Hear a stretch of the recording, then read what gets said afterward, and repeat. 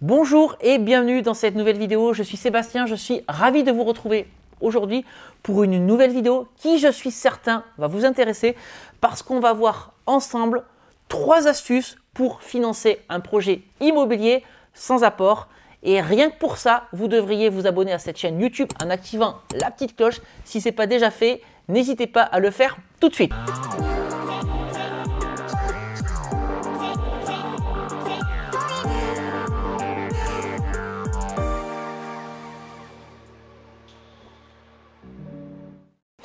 Alors voyons maintenant la première astuce pour financer un bien immobilier sans apport. Eh bien, vous allez tout simplement demander au propriétaire vendeur de mettre cet apport pour vous. Et là, vous allez vous dire, mais t'es complètement fou de dire ça, c'est pas possible. Eh bien, vous allez voir que c'est tout à fait possible et pour ça, on va prendre un exemple concret. On va prendre le cas d'un appartement qui vous intéresse et qui est affiché à 150 000 €. On va prendre un premier scénario. Sur cet appartement à 150 000 €, vous ne faites aucune négociation. Et par contre, vous mettez 10 000 € d'apport, peut-être même parce que c'est la banque qui vous l'a demandé. Et en plus, elle sera contente. Et dans ce cas-là, vous serez d'accord avec moi, votre crédit immobilier sur ce bien immobilier sera de 140 000 €, puisque le bien était affiché à 150 000 € et vous avez mis 10 000 € d'apport. Donc ça, c'était le scénario 1. Maintenant, on va essayer de voir les choses sous un autre angle et ce sera le scénario 2. Sur ce même appartement à 150 000 €, vous ne faites aucun apport. Par contre, vous allez négocier 10 000 € avec le propriétaire vendeur. Et là, vous serez encore une fois d'accord avec moi. Si vous êtes bon en maths, mais normalement, comme c'est du niveau C1, vous allez être d'accord avec moi. Dans ce cas-là, votre crédit immobilier sera aussi de 140 000 €. Le résultat entre le scénario 1 et le scénario 2 est donc exactement le même, sauf que dans le cas du scénario 2, c'est le vendeur qui a mis ses 10 000 € d'apport en acceptant votre négociation de 10 000 €. Et ça, eh bien, c'est le genre de choses que vous pouvez expliquer de manière claire et facile à la banque. Tout ce que vous allez négocier, c'est de l'apport que vous n'aurez pas besoin de mettre. Tout ce que vous allez négocier, ce sera de l'apport qui sera mis par le propriétaire vendeur. Voilà pour la première astuce pour faire financer un bien immobilier sans apport et je vous propose qu'on aborde tout de suite la seconde astuce.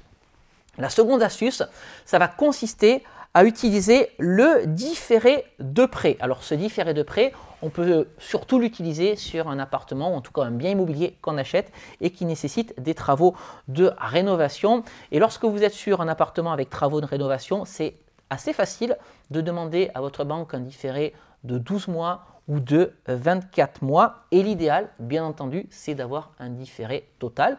Un différé total de 24 mois, ça veut dire quoi? Ça veut dire que pendant 24 mois après la signature de l'acte authentique chez le notaire, vous ne paierez aucune mensualité de crédit immobilier. Et c'est là que ça devient intéressant.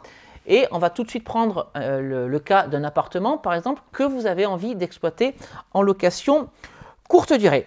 Sur ce bien immobilier, la banque vous demande par exemple de mettre 10 000 € d'apport. Vous mettez donc 10 000 € d'apport sur ce projet immobilier. Par contre, il y a des travaux et vous demandez un différé total de 24 mois à la banque. Et ça, partons du principe que la banque va l'accepter. On va aussi prendre comme hypothèse que vous avez 3 mois de travaux sur cet appartement, ce qui fait qu'une fois que les travaux seront terminés, vous allez vous retrouver avec 21 mois d'exploitation avec un différé total, donc 21 mois pendant lesquels vous allez encaisser des loyers sans avoir aucune mensualité de crédit à rembourser. Partons du principe que sur cet appartement exploité en location courte durée, le loyer cible est de 1 500 € par mois. Ce n'est pas non plus quelque chose de démesuré, c'est quelque chose de tout à fait normal. Par exemple, 25 nuits à 60 € la nuit, ça vous fait un loyer de 1 500 € par mois. On va partir du principe qu'en location courte durée, vous avez sur cet appartement 1 000 € de charges par mois.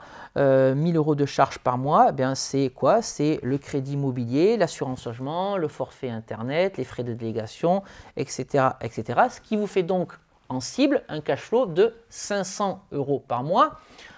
à partir du moment où vous commencez à rembourser votre crédit immobilier. Mais durant les 21 mois de différé total, vous n'aurez pas la charge de crédit immobilier. Et donc, votre cash flow va passer de 500 € par mois à 1000 € par mois. Ce qui fait donc que pendant vos 21 mois de différé total, vous allez encaisser 21 000 € de trésorerie. Vous allez vous reconstituer une trésorerie de 21 000 €. Ce qui fait donc que non seulement vous allez vous rembourser l'apport de 10 000 € que vous aurez mis sur votre projet immobilier, mais en plus, vous allez vous constituer une épargne supplémentaire de 11 000 €. Voilà donc comment, grâce à un crédit immobilier, vous allez pouvoir vous constituer une épargne de 11 000 €. Et cette épargne, eh bien, vous pourrez peut-être la mettre en apport sur un nouveau projet immobilier. Je vous propose maintenant qu'on voit la troisième astuce pour financer sans apport. C'est quoi cette astuce? Eh bien, ça va être de surcharger les devis travaux. Et là aussi, on va prendre un cas concret pour imaginer les choses et que vous puissiez bien comprendre. Vous vous positionnez sur un bien immobilier et il y a 15 000 € de travaux à engager sur cet appartement. Voilà, il y a l'électricité, il y a la plomberie, il y a un peu de peinture à faire. Vous avez 15 000 € de travaux. Mais ce que vous allez faire, c'est que vous allez demander aux artisans des devis à hauteur de 20 000 €, c'est-à-dire 5 000 € de plus que le montant réel des travaux à engager. Alors dans un premier temps, ces 5 000 € supplémentaires, ils peuvent vous servir à faire des travaux complémentaires en cas d'imprévu, ça peut arriver, ou encore à financer le mobilier et l'électroménager si vous prévoyez de faire du meublé dans votre appartement.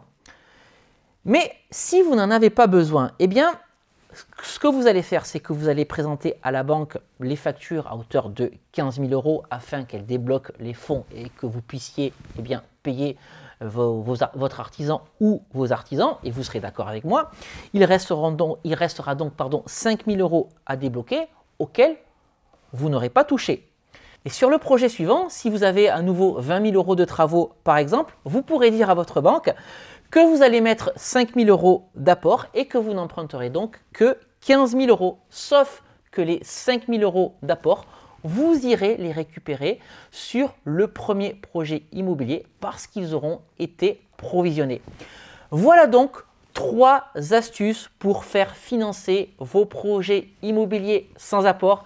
Si cette vidéo vous a plu, n'hésitez pas à la liker, n'hésitez pas non plus à vous abonner en activant la petite cloche. Indiquez-moi dans les commentaires ce que vous pensez de ces 3 astuces. Et puis je vous invite également à me suivre sur les réseaux sociaux, sur Facebook et sur Instagram. Je partage avec vous mes aventures immobilières, que ce soit la préparation des vidéos, mais je vous amène également avec moi en visite ou encore sur les chantiers. Abonnez-vous, vous êtes les bienvenus. Voilà, mais écoutez, j'ai fait le tour de tout ce que j'avais à vous dire sur aujourd'hui, en particulier sur les astuces pour financer un bien immobilier sans apport. On se quitte donc ici et je vous dis à très bientôt pour une nouvelle vidéo.